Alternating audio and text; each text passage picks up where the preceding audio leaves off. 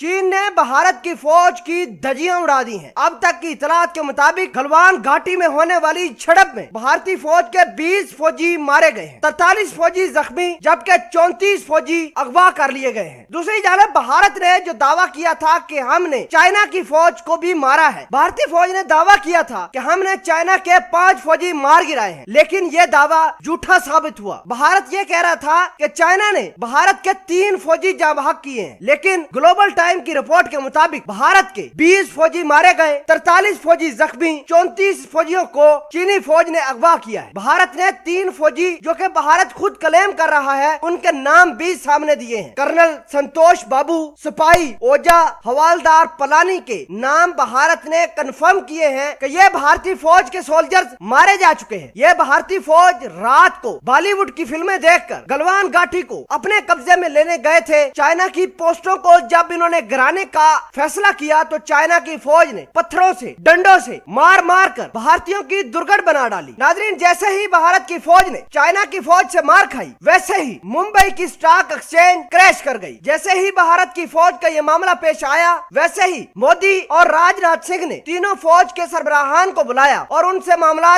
पता किए तो पता चला कि चाइना ने गलवान घाटी के ऊपर मुकम्मल कब्जा कर लिया है। नेपाल ने मुतनाज़ा इलाकों में अपने कदम जमाना शुरू कर दिए हैं और भारत ने अपनी तोपों का रुख पाकिस्तान की शहरी आबादी पर कर दिया है। इस मीटिंग के खत्म होते ही भारत के आर्मी चीफ मनोज नरवणे ने पठानकोट मिलिट्री स्टेशन का दौरा किया और यह हंगामी दौरा था। पाकिस्तान के लिए जहाज भारत तैयार कर रहा है। भारत LAC पर मार चाइना से खा रहा है और जहाज पठानकोट में पाकिस्तान के लिए तैयार कर रहा है। बहरहाल पाकिस्तान के DGISI जनरल फैज हमीद ने मीटिंग की है। इस मीटिंग में पाकिस्तान फजाइया शाह महमूद कुरैशी साहब और पाकिस्तान के दीगर आला हुकाम शामिल थे, जिसमें पाकिस्तानी फजाइया को अलर्ट रहने की हदायत जारी की है। जनरल फैज हमीद ने यह कहा है कि भारत दोबारा पाकिस्तान में दरख्त गिराने की हमाकत कर सकता है, लेकिन अब की बार पाकिस्तान पहले से ज्यादा अच्छे तरीके से भारतीयों को मार मारेगा और इनके जहाज पहले से ज्यादा गिराकर भारतीयों के सीनों पर छुरियां चलाएगा। इतलात के मुताबिक पाकिस्तान के कुछ डिवीजन ने LOC की तरफ मूवमेंट करना शुरू की है। आपको ये बता दें कि भारत के फौजी फिल्में देखकर अपने आप को दुनिया का फातेह समझकर चीनी फौज से गलवान घाटी में लड़ने के लिए गए थे। तकरीबन 200 की तादाद थी। भारत ने वहां चीनी फौजियों को निकालने की कोशिश की। चाइना की फौज पर पहले पत्थर मारे, बाद में चाइना ने जब रिटेलिएट किया तो भारत के 20 से ज्यादा फौजी जाँ बहक हो गए। भारत ने अब तक 3 फौजियों की तस्दीक की है कि वो मारे जा चुके हैं। भारत जो कहता था कि वो पूरी दुनिया पर हुकूमत करेगा, भारत रेत की दीवार साबित हुई। गलवान घाटी के अंदर तकरीबन 20 से ज्यादा भारतीय फौजियों की लाशें अब भी पड़ी हुई है। डर के मारे कोई भारतीय लाशें उठाने तक नहीं गया। भारत का आर्मी चीफ कहता था कि चाइना के साथ बॉर्डर पर हालात बिल्कुल कंट्रोल में है, लेकिन अब वो भारत का